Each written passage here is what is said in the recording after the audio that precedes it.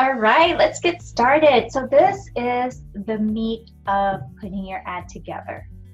There is so much noise and there is such little attention span these days that if you don't take your time to work on what you say, then your ad will not be viewed. Like your ad will not stop anyone from scrolling on their phone. So please take your time, fill this out today, wait a day or two and look over the answers again and see if there's any other changes you'd like to make.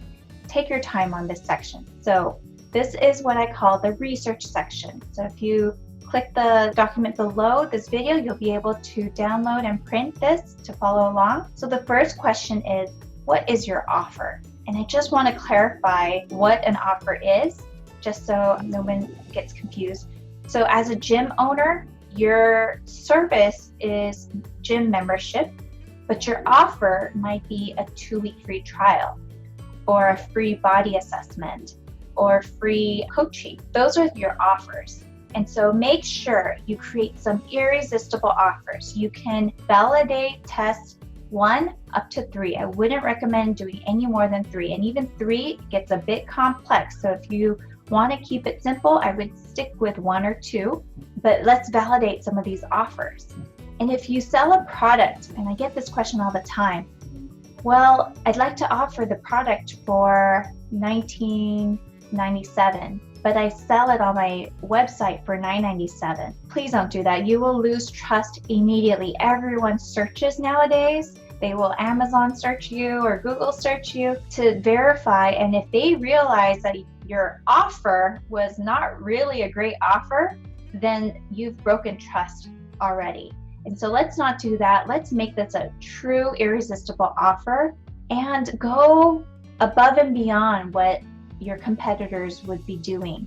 And you will be surprised to see when you give, you receive a lot more back. So take some time to really think about all that you can give to get more people into your ecosystem. The next question is, what are the deep emotional concerns your customer has? So if we continue with the gym owner example, if you write down, my customer's emotional concern is to lose weight. That is very surface level and it will not do as well. If you really give this section some thought and go deeper, you will get more clicks on your ads. So example, here's one. I want to have more energy so I can keep up with my 2-year-old son. That's me. That's my actual answer. That's my actual concern. He can run circles around me because I just don't have the energy. After a day's work, I'm pooped and I can't keep up with him. And I know the only way to do that is to exercise. That is a deep emotional concern of mine. It's different from losing weight. Yes, losing weight is part of it, but that doesn't move me emotionally like the way that answer did. So think about your business and your offer and go deeper with this about what is the emotional concern your customer has. The next question is, what solution does your offer solve? So you see how this is all coming together? So I want more energy to keep up with my 2-year-old son. The offer can be 3 coaching sessions to teach you how to boost your energy by eating properly, working out, and drinking more water. Now, will that coaching program now suddenly speak to me? Absolutely. Absolutely.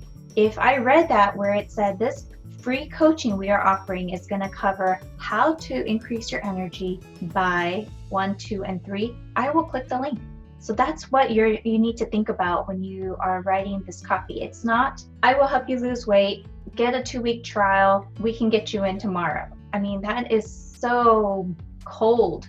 It's so impersonal. So let's think how we really can connect as if you're talking to a real human being, which you are, but when it's digital, you forget that you are because you think it's so automated, but you really can include that personal touch if you just give it that little extra effort in thinking. And the last question on the research page is, find 3 samples of your competition. Now, if you don't know who your competitors are, that's a red flag right there. You need to go and research that right now. But for the most part, a lot of us do, because what do? We think of an idea, we think of who else is offering this idea before we decide it's a good idea to move forward with. Like, for example, if your idea is toilet paper, you probably will realize there's quite a few toilet paper companies out there and they don't really need another one.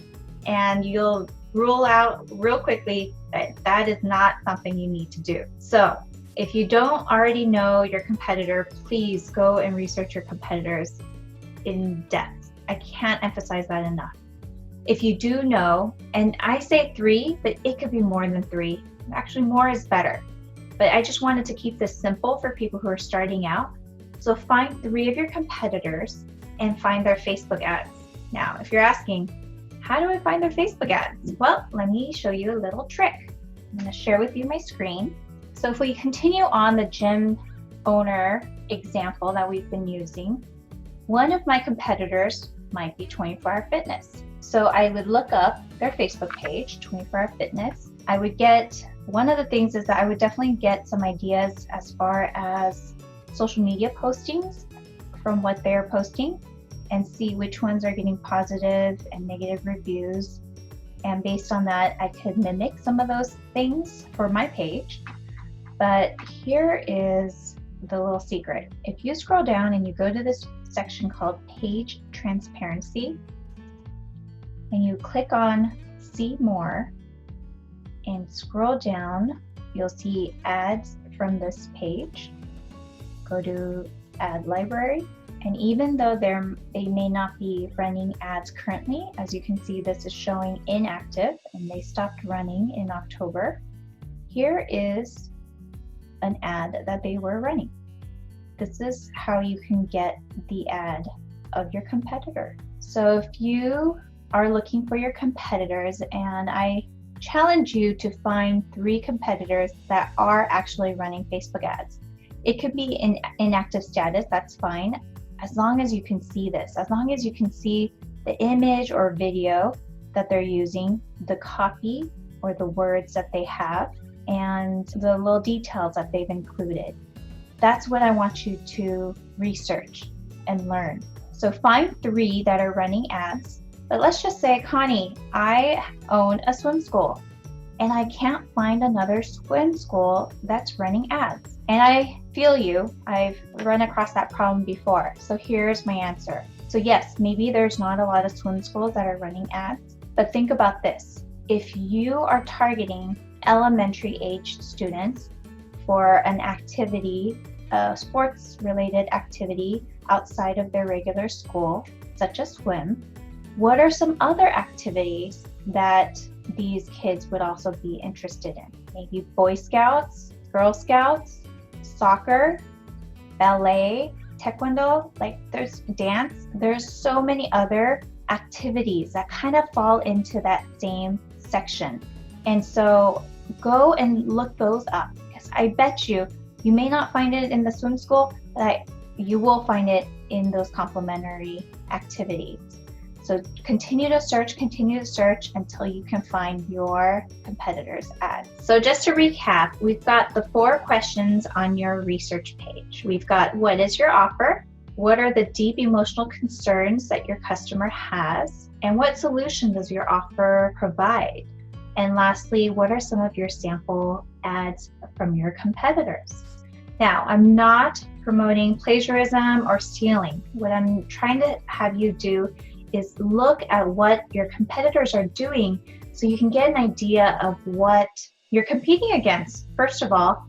So it's to give you ideas of how you can offer an even more irresistible offer than your competitors. And for questions 1 to 3, you initially answer them on your own. But what I would recommend is to actually go to some of your customers and have them answer some of those questions for you. So if you can reach out and get some honest feedback from people who can be brutally honest with you, that would be great in really understanding what your customer wants. Because again, you're the business owner, and no matter how much you try to put yourself in the shoes of your customer, it may be hard at times. And so when you get a chance to speak directly with the customer, it could open up the doors of really what needed to be said, what reassurance needed to be there in order for a customer to feel safe and move forward with the purchase. I hope this helps, and go ahead and finish that form and we'll come back to the next video. Comment or subscribe if you'd like to continue hearing more. Thanks.